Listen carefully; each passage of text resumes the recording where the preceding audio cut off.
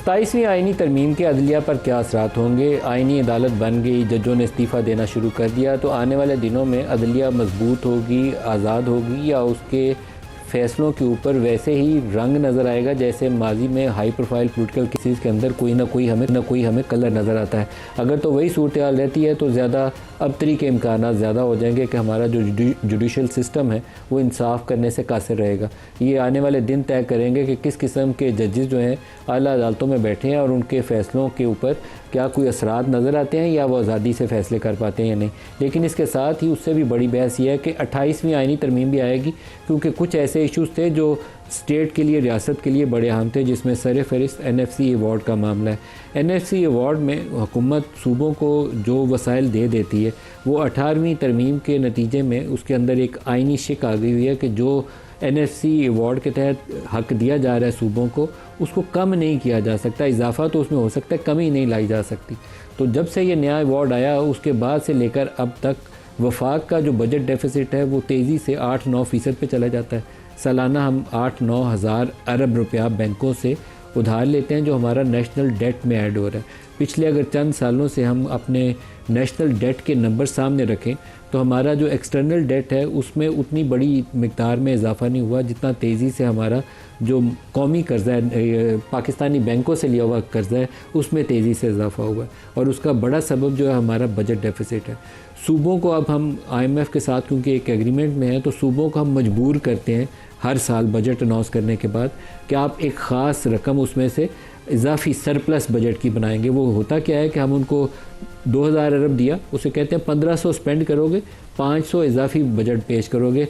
500 को हम लाते हैं वफाक में, IMF को बताते हैं कि वफाक का तो डेफिसिट था 10,000, 500 हमने पंजाब में बचाया, 250 सिंध से, 250 KP से, कुछ 100 अरब हमने बचाया बलूचिस्तान से, अब हम इसको 8,000 अरब पे ले आए। इस तरीके से हम बजट पिछले 3-4 सालों से बना के प्रेजेंट कर रहे हैं and this is not sustainable. अब हम डिफेंस के लिए भी पैसा उधार लेते हैं, तो इसको दुरुस्त कैसे करना है ये एक बड़ा चैलेंज है, लेकिन दुरुस्त तो इसको करना पड़ेगा। डिफरेंट फार्मूलाज हो सकते हैं लेकिन इसकी इस्लाह करनी पड़ेगी। इसी तरीके से बाज़ मामला जैसे सिंगल नेशनल करिकुलम है, PTI के दौर में भी इसके ऊपर काम हुआ लेकिन वो बात दरमियान में रुक, उसको दोबारा एजेंडा आइटम के तौर पर सामने पेश किया जा रहा है। तो आज के प्रोग्राम में हम इन दोनों इश्यूज़ को लेंगे। नए सूबों का भी तज़किरा हो रहा है कि NFC अवार्ड से मसला हल होगा, सूबे बनाने से मसला हल होगा, सिंगल नेशनल करिकुलम क्या बेहतरी लाएगा, जबकि हमारा जो मोस्ट मॉडर्न हमारा सिलेबस होना चाहिए था BSc लेवल्स के ऊपर, जिन बच्चों को हम मेडिकल में पढ़ाते हैं उनके ऊपर, उसमें इस्लाह हमने कई सालों से की नहीं, उसके ऊपर बैठे हुए हैं। अभी तक वो ज़्यादा दौर की तरमीम को हम एड्रेस नहीं कर पाए, जिसमें उन्होंने मुतालिया पाकिस्तान और इस्लामियात को जो डॉक्टर बच्चे बनाते हैं उनको भी, जो सॉफ्टवेयर इंजीनियर बनाते हैं उनको भी पढ़ाना लाजम करार दे दिया हुआ है। तो बहुत सारे इशूज़ हैं एड्रेस करने वाले, कौन से हो सकेंगे इस तरमीम के नतीजे में और कौन से नहीं। शाह खबर सब 27वीं आइनी तरमीम, क्या इससे इंसाफ का निज़ाम साफ शफाफ होगा, आज़ाद होगा, मजबूत होगा या मज़ीद कमज़ोर होगा? देखिए, ये थोड़ा सा ज़रूर है कि 1973 में जब आइन बनाया गया था तो उस वक्त जो जुडिकेचर का जो चैप्टर था उसमें सुप्रीम कोर्ट ऑफ पाकिस्तान जो थी वो एपेक्स कोर्ट वो थी, और उसमें जो है ख़ास तौर पे 3 ज्यूरिस्डिक्शंस उसको तफवीज़ की गई थी। एक थी एपेलेट ज्यूरिस्डिक्शन, एक थी ओरिजिनल ज्यूरिस्डिक्शन और एक एडवाइजरी ज्यूरिस्डिक्शन। ओरिजिनल ज्यूरिस्डिक्शन 184 के तहत थी, जिसमें 184(1) के तहत अगर कोई भी 2 सूबों या गवर्नमेंट या फेडरल गवर्नमेंट या उनके दरमियान कोई तनाज़ा हो तो वो सुप्रीम कोर्ट उसकी आर्बिटर होती थी और वो एक डिक्लेरेटरी जजमेंट देती थी। उसके अलावा जो 184(3) है वो था एक ऐसा इख्तियार जो कि बुनियादी हकूक़ के हवाले से अवाम के, कि जो बुनियादी हकूक़ के सल्ब होने का मामला और उसमें अवाम नास और पब्लिक इम्पोर्टेंस की बात हो तो उस पर सुप्रीम कोर्ट ख़ुद भी एक नोटिस ले सकती थी और किसी की एप्लीकेशन के ऊपर भी। और आपने देखा है कि वो मुख्तलिफ अदवार में कहीं तो वो बहुत ज़्यादा एक्सरसाइज हुआ, कभी कभी वो हुआ ही नहीं। तो उसका मकसद ये था कि जब एग्जीक्यूटिव अपनी आइनी कई जिम्मेदारियां लोगों के बुनियादी हकूक़ के हवाले से अदा करने में नाकाम हो जाए तो फिर सुप्रीम कोर्ट सामने आए और वो अपना एक जो है वो आइनी किरदार अदा करे। लेकिन उसकी बहस में हम नहीं पढ़ते कि पीछे वो 2007 के बाद जो जुडिशल एक्टिविज़म था उसमें वो कितना बेदरेग इस्तेमाल हुआ और उसकी वक़्त ही ख़त्म हो गई छोटे छोटे इश्यूज़ के ऊपर। उसके अलावा जो एग्जीक्यूटिव की डोमेन थी अब एग्जीक्यूटिव जो है वो फॉरेन रिलेशंस, इंटरनेशनल एग्रीमेंट्स, आपकी ट्रेड और सारा उसकी जिम्मेदार होती है। आपने देखा कि फिर उस सुओ मोटो जुरिस्डिक्शन की एक्सरसाइज में आपके बड़े बड़े इंटरनेशनल ठेके जो थे, आपका रेकोडिक का देख लें, आप कारके का देख लें, आप स्टील मिल का देख लें, आप बाकी चीज़ें देख लें, एनएलजी के प्रोजेक्ट्स, उनके ठेकों को जो है वो मनसूख किया गया, जिससे पाकिस्तान को बहुत ज़्यादा नुकसान हुआ। और रेक्वेडिक में फिर तो आपको पता है कि $10 बिलियन जो है वो इंटरनेशनल आर्बिट्रेशन आ गया। तो एक बैलेंस जो है इसमें क्रिएट करना बड़ा ज़रूरी था, और इसमें हर हुकूमत, हर इंटेलिजेंशिया, लेकिन शौक आया था रेकोडेक को रिव्यू कराने का, कारके कैंसिल करवाने का, जी उनके लिए तो आपने कोई सिस्टम ठीक नहीं किया। सुप्रीम कोर्ट का तो कंधा इस्तेमाल हुआ था गोली चलाने का। अच्छा, अब मैं आपको बताऊं, अब ये अनयूजुअल ज़रूर है कि अब एक बहुत बड़ी जो जुरिस्डिक्शन थी वो 184(3) और ओरिजिनल जुरिस्डिक्शन तो आपने खत्म कर दी ना जी? नहीं, खत्म नहीं की। उन्होंने ये किया कि उसको वहां से विड्रॉ करके एक नई कॉन्स्टिट्यूशनल कोर्ट बना दी, उनको दे दी। तो सुप्रीम कोर्ट से तो विड्रॉ हो गई ना? नहीं, बिल्कुल विड्रॉ हो गई।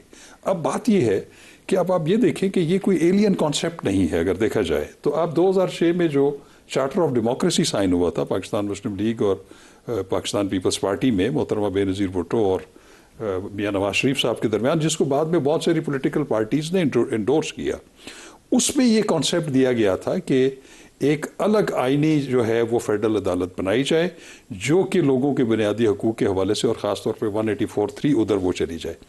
अब आपने 26वीं तरमीम में भी देखा कि जो उसका जो एक्चुअल टेक्स्ट था उसमें अलग आईनी जो है वो अदालत का ही कयाम था। इससे इंसाफ होगा, ट्रांसपेरेंसी आएगी। मैं आपको एक बात बताऊं, इसके प्रोज एंड कॉन्स हैं। ठीक है, मैं ज़ाती तौर पे समझता हूं कि फ्रेमर्स ऑफ द कॉन्स्टिट्यूशन ने जब ये तफवीज़ किया था इख्तियार सुप्रीम कोर्ट को, वो सोच समझ के किया था, लेकिन वो जो उसका एक्सपीरियंस बड़ा गलत हुआ, तो उस पर फिर फ्रेमर ऑफ द लॉज और उन्होंने और कॉन्स्टिट्यूशन ने फिर ये महसूस किया, और ये कंसिस्टेंटली डिमांड आ रही थी। अब मैं ये समझता हूँ कि अगर ये ठीक है, शुरू में इसमें डिफ़िकल्टीज हमें नज़र आ रही हैं, लेकिन अगर ये काम स्मूथली शुरू हो गया तो वो जो लोगों के जो असल मुकदमात हैं जो सुप्रीम कोर्ट में पड़े हुए हैं, इस वक्त भी 52,000 लोगों के फौजदारी, आपके दीवानी, लोगों के कमर्शियल मैटर्स, ये उधर पेंडिंग है। सुप्रीम कोर्ट तो अब एपेक्स कोर्ट नहीं है ना? Apex court in a sense के हाई कोर्ट के ऊपर तो एपेक्स कोर्ट है वो। तो वैसे कौन है अब सबसे बड़ी दाद? हाँ, अब प्रैक्टिकली अगर देखा जाए तो जो फेडरल कॉन्स्टिट्यूशनल कोर्ट है उसको जो है एक बिल्कुल एक सुप्रीमेसी एक हासिल है। सर किसी स्टेज पे इसकी इस्लाह करनी पड़ेगी। अब कब अल्लाह ताला वो हमें समझने की तौफीक देता है, ये अल्लाह से दुआ मांगनी चाहिए। बैरिस्टर दानियाल साहब से पूछते हैं। दानियाल साहब, आपके ख्याल में इससे इंसाफ आसान हो जाएगा, शफाफियत आएगी, आज़ादी से फैसले होंगे, या अदलिया कमज़ोर हो जाएगी? बिस्मिल्लाहिर्रहमानिर्रहीम। Thank you ji for having me on the show.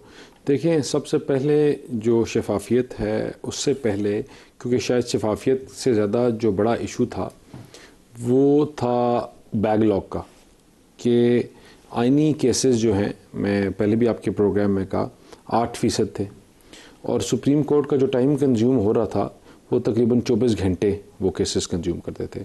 3-3 महीने शेखावत साहब देखते रहे, हम देखते रहे कि 2-2, 3-3 महीने केसेस में लग जाते हैं, और जो बैकलॉग है वो तकरीबन 18-19 साल का बैकलॉग पड़ा हुआ है। जो आम बंदा है उसका जो रिलेटेड है आपने ख़ानदान से, फैमिली से, उसका कोई आइनी केस नहीं है। मैक्सिमम लोगों के कोई आइनी नहीं है, फौजदारी हैं, सिविल मैटर्स हैं, ठीक है ना। दीवानी के केसेस की अपीलें लोगों की 12-12 साल, 14-14 साल हो गई हैं, अपीलें सुनने के लिए कोई तैयार नहीं है। एक गलत फैसला हो गया, एक शामलात के ऊपर गलत लिख दिया, शामलात दे या शामलात कौन सी है, तो वो 20 साल हो गए हैं, अभी तक सुप्रीम कोर्ट ने से रेक्टिफाई कराना है, लोगों के केस वहीं पड़े हुए हैं। तो आपका जो ये बैकलॉग है, जो अब आपके कोर्ट्स सेपरेट हुए हैं, तो सबसे पहले जो आपके 92% केसेस जो हैं उनको टाइम मिलेगा और उनको एड्रेस किया जाएगा। और जो सेपरेट आइनी कोर्ट्स हैं वो उसको जितना मर्जी पे टाइम लगाएं इंटरप्रिटेशन के ऊपर, कोई उनके ऊपर प्रेशर नहीं होगा और उसको ये चला सकते हैं। एक तो बैकलॉग बहुत ज़्यादा बेहतर कम होगा। दूसरा, आपने एपेक्स कोर्ट की बात की, शेखावत साहब ने बात की। देखें, मोस्टली रिलेटेड जो केसेस हैं उनके लिए डायरेक्टली या indirectly apex court supreme court ही है, क्योंकि जो फौजदारी का आखिरी स्टेशन कौन सा होगा, सुप्रीम कोर्ट है।